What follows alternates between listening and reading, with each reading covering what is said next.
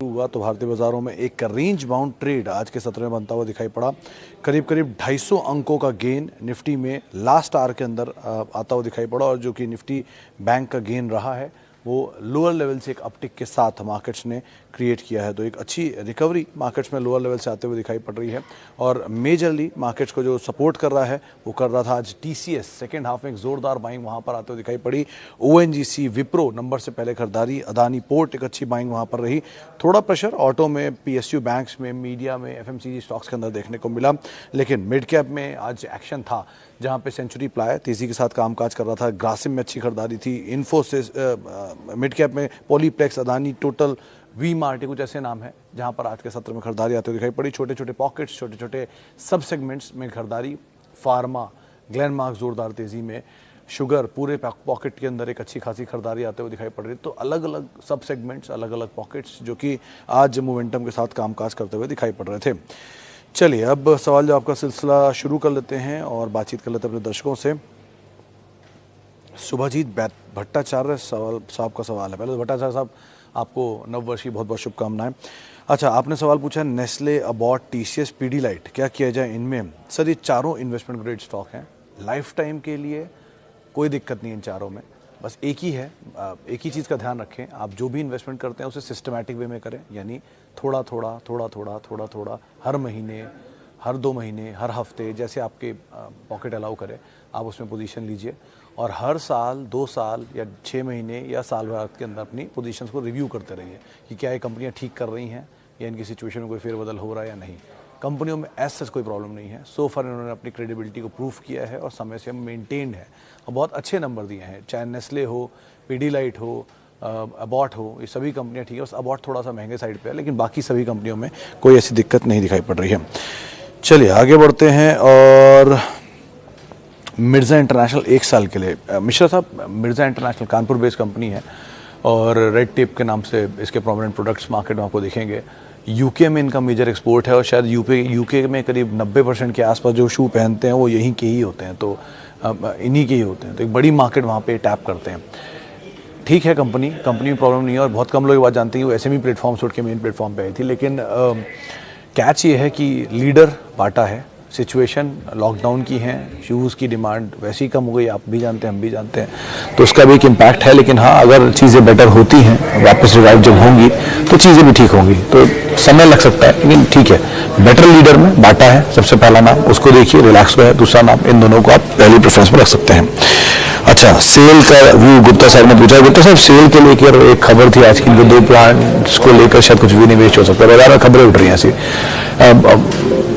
बाजार में तेजी की ही बातचीत है सेल के लिए सो फार। ये प्राइसेस अच्छे बढ़े हैं हाल फिलहाल में। आज भी एक रिपोर्ट आई थी जिसमें चैनल चेक करके बोला गया है कि बेहतर प्राइसेस देखने को मिल रहे हैं मेटल स्पेस में, तो शायद ये तेजी में रहे।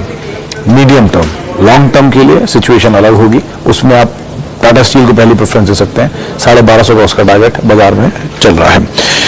चलिए आगे बढ़ते हैं और बातचीत करते हैं एंटनी वेस्ट को लेकर। नितिन साहब, आईपीओ हाल का अभी तो फेज रहेगा इसमें काफ़ी, क्योंकि अभी तो एंकर इन्वेस्टर हैं वो निकलेंगे, उसके बाद सिचुएशन आएगी। और आईपीओ बहुत बड़ा कोई फायरवर्क नहीं था, लेकिन हाँ उसके बावजूद सरप्राइज था थोड़ा सा। लेकिन फिर भी नंबर्स को देखिए, अभी तो परफॉर्मेंस बाकी है, शुरू भी नहीं की उन्होंने परफॉर्मेंस आने, इनकी पहले क्वार्टर के नंबर आएंगे इस बार ही। तो नंबर देखिए, एंकर इन्वेस्टर का विंडो जब खाली होगा तो उसके बाद शेयर और एक झटका देगा। इन सबको देखिए और उसी के बाद ही कोई कॉल लीजिएगा। जिस कारोबार में है उस कारोबार में अब तक तो बहुत ज़्यादा पैसा किसी ने बनाया नहीं है, तो सिचुएशन देखते हैं आगे कैसी रहती है। लेकिन सब कुछ नंबर्स पे है, तो पहला नंबर आने दीजिए, फिर उसके बाद कोई कॉल लीजिएगा। मुकेश यादव साहब का सवाल है पीडीलाइट इंडस्ट्रीज और एचईजी पे। देखिए यादव साहब, पीडीलाइट तो ऑब्वियसली बात है एक बहुत ही उम्दा किस्म की कंपनी है, इन्वेस्टमेंट ग्रेड स्टॉक है। इसे 1 साल के लिए ही नहीं, अब 10 साल के लिए भी रख सकते हैं, कोई दिक्कत नहीं है। क्योंकि ऑब्वियस रीज़न है, बहुत अच्छा product, profile, management, numbers, situation debt की और कैश की, कैश फ्लोज ये कंपनी जनरेट कर रही है। बढ़िया नेटवर्क भी है इनके पास डिस्ट्रीब्यूशन को लेकर, तो पीडीलाइट में तो कोई दिक्कत नहीं है। आप इनको 1 साल नहीं कई साल के लिए और रखिए, बल्कि हर फॉल में खरीदारी करिए। आपके एवरेज का आधा हो जाए या उसका भी आधा हो जाए तो आप खरीदारी करिएगा, बिना मतलब रीजन समझने के बाद क्यों हुआ ऐसा। अब रही बात HEG की, HEG देखिए लास्ट टाइम 4200 का हाई बनाया था एक साइकिल में, 2007-8 की शायद वो साइकिल थी या 2012-14 की साइकिल थी, जब ये 4200 तक गया था, वहां से टूट के नीचे आ गया। ये भीलवाड़ा ग्रुप की कंपनी है, कैश रिच कंपनी है, डेट फ्री है। अब रिसेंटली बायबैक भी था, लेकिन उसमें भी बहुत बड़ा कोई फायरवर्क नहीं था। आपके लिए रही यही कि आप ये मोमेंटम बेस अगर स्टॉक में घुसे हैं तो आप मोमेंटम में ही निकल भी जाइएगा, क्योंकि ये कमोडिटी साइकिल पे चलने वाला स्टॉक है। ये बेसिकली ग्रेफाइट इलेक्ट्रोड में कामकाज करती है, जो कि मेटल के लिए यूज होता है। तो मेटल साइकिल के साथ साथ ये भी चल रहा है। मेटल साइकिल जिस दिन गई या गिरी उस दिन इनका पीछे पीछे इम्पैक्ट होगा, तो बेटर है। ये मोमेंटम बेस्ड स्टॉक है, सर्किट की वजह से सबको इस टाइम फैंसी दिख रहा है, लेकिन मोमेंटम में ही इस पर रहिएगा। Pidilite is a good stock, उसमें आप जरूर बने रह सकते हैं। अच्छा, HCL वर्सेस इन्फोसिस, और अक्षय मित्तल साहब, मैं हमेशा ये चीज सोचता ही था कि आपके पास वर्सेस वाले सवाल बहुत होते हैं। HCL, इन्फोसिस, नवीन, पीडीलाइट। खैर, तो HCL इन्फोसिस में ऑब्वियसली बात है, इन्फोसिस लीडर है, ज्यादा बेटर है। HCL भी बुरा नहीं है, लेकिन इन्फोसिस ऑब्वियसली बात है ज्यादा बेटर है, और फॉल भी आ रहा है तो और क्या अच्छा है, इससे बढ़िया क्या मिलेगा आपको। बायबैक के प्राइस से जितना डिफरेंस बढ़ रहा है उतना इसको सपोर्ट आता जाएगा ना। अब आप 1700-1750 का बायबैक है, 1400 का शेयर है, कल कोई टूट के 1200 रुपये आता है तो आपके लिए तो और बड़ी अपॉर्चुनिटी है। 1200 में लीजिए, 1700 में बायबैक में 10 कर दीजिए, तो आपको तो और बढ़िया बैंडविड्थ मिल रहा है इसमें। लेकिन HCL टेक में ऐसा कुछ नहीं है अभी, और नंबर भी नहीं आया। तो इन्फोसिस के बीच एक क्वार्टर पिक्चर का वो क्लीन हो चुकी है ना, आप उसके लिहाज से इसमें एंटर करें, ज्यादा बेटर सिचुएशन रहेगी। अच्छा, और इन्वेस्टमेंट के लिहाज से हमें चारों नाम बहुत चले हैं, HCL टेक, इन्फोसिस, नवीन, फ्लोरिन और पीडीलाइट, चारों ही इन्वेस्टमेंट के लिए बहुत अच्छे शेयर है। लेकिन अब क्योंकि पीडीलाइट पे 3 सवाल आ चुके हैं तो थोड़ा डर लग रहा है, ये शायद नियर टर्म में नीचे आता हुआ ना दिखाई पड़े। अच्छा, आगे बढ़ते हैं, और यूपीएल पे नितिन सोनी साहब का सवाल है।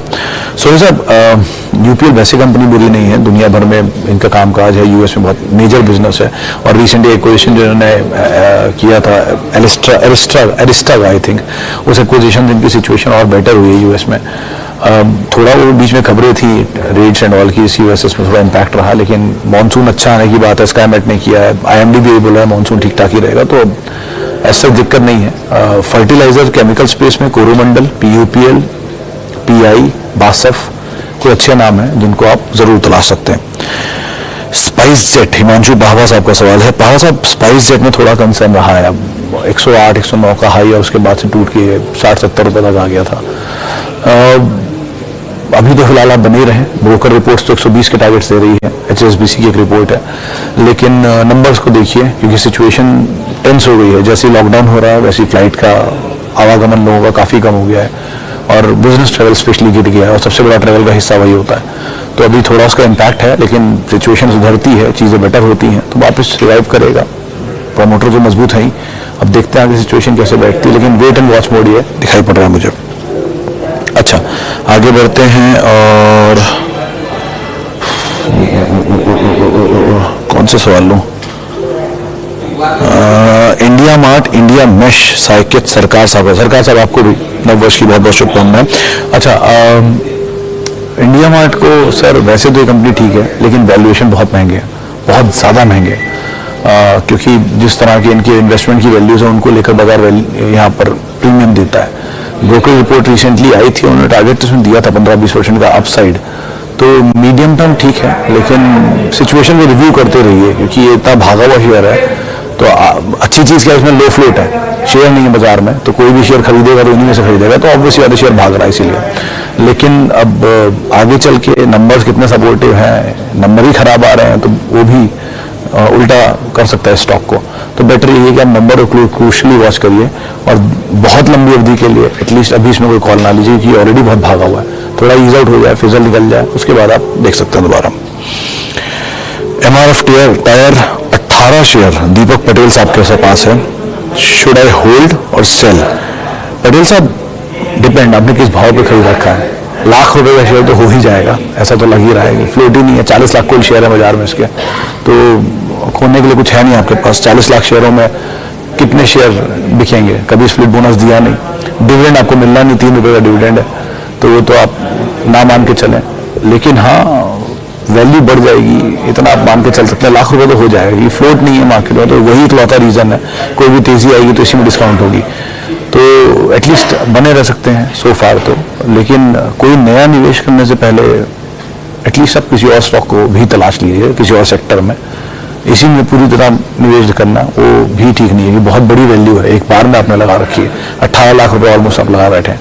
तो थोड़ा सा नीचे मिल जाए या कोई और स्टॉक मिल जाए तो आप उनको तलाशिएगा। अच्छा, Tata motor 110 305 hold sell, hold है सर, तापस साहब होल्ड कर सकते हैं आप इसमें, क्योंकि बाजार में खबरें हैं कि ये तेज होगा भी यहाँ से और एक बड़ी फॉल, बड़ी तेजी की बात हो रही है अभी भी इस साल के लिए, तो आप एटलीस्ट बने रह सकते हैं, वैसे कोई दिक्कत नहीं है इसमें अभी नियर टर्म एटलीस्ट। अच्छा, आगे बढ़ते हैं। टाटा गैलेक्सी 1400 रुपये में, दत्ता साहब ये तो आपका मस्ट होल्ड है, एटलीस्ट आप इसमें बने रहे। 1400 का 2800 तो हो ही गया है, बहुत भागा हुआ स्टॉक है, इसलिए ईज आउट होगा, जरूर होगा। 2800 टूट के शायद 2000 भी आ जाए, लेकिन शायद आ भी जाए, शायद ना भी आए, लेकिन कंपनी में कोई प्रॉब्लम नहीं है। नंबर्स हर क्वार्टर दर क्वार्टर सपोर्टिव है, तो बहुत कुछ खोने के लिए इसमें नहीं है। आप जरूर बने रहें, कहीं आपको आधा हो जाए, 1400 भी हो जाए, तो आप दोबारा इसमें एंटर करें और बड़ी पोजीशन लें और ज्यादा बढ़ाएं, लेकिन बने रहें, कोई दिक्कत नहीं इस कंपनी में। अच्छा, बजाज ऑटो 15-3800 के दाम पे। विपिन साहब, कंपनी बुरी नहीं है, ऑब्वियस सी बात है। बजाज ऑटो के साथ आप हमेशा याद रखिएगा, इस बात को हमेशा याद रखिएगा कि ये कैश रिच कंपनी है। 16 नहीं, करीब 700 रुपये पर शेयर के आसपास कैश है इनके पास, तो इसलिए आपको सोचने की जरूरत ही नहीं है। वो तो कैश रिच कंपनी है, डेट फ्री है, तो पहला पार्ट तो सबसे बड़ा प्रॉब्लम खत्म। प्रमोटर बहुत स्ट्रांग है, नंबर्स ठीक है।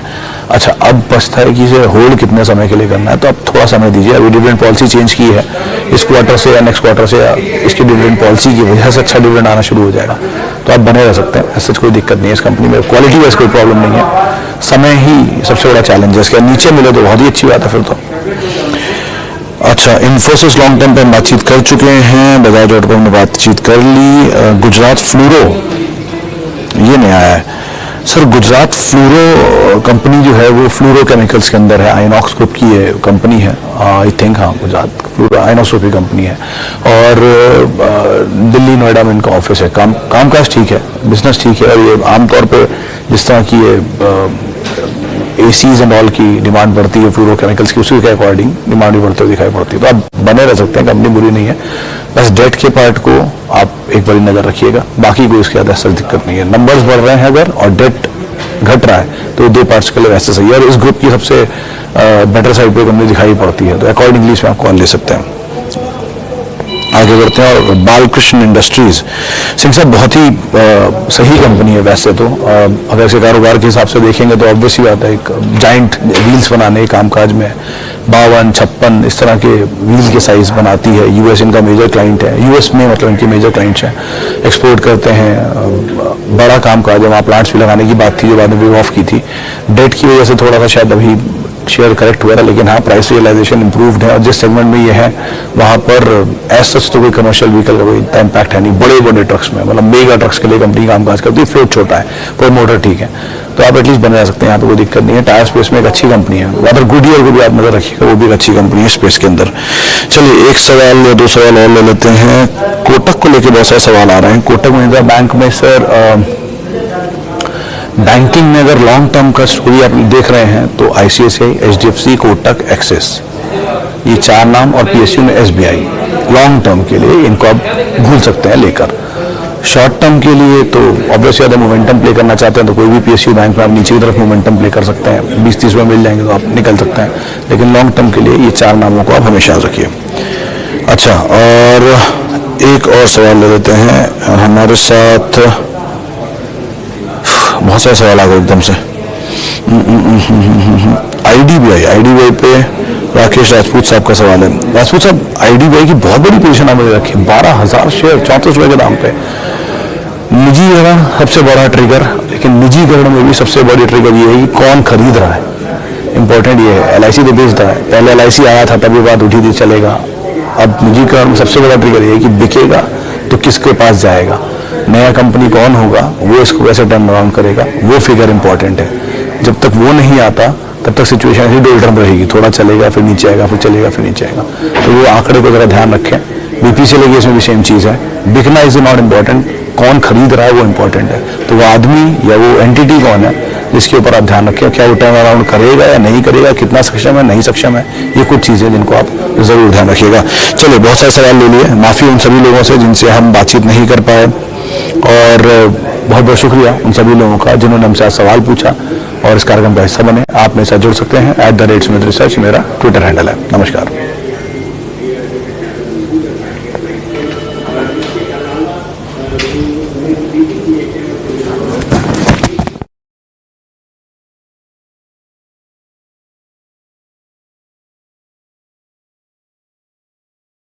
तो फ्रेंड्स मिलते हैं अगले वीडियो के अंदर, जब तक के लिए गुड बाय।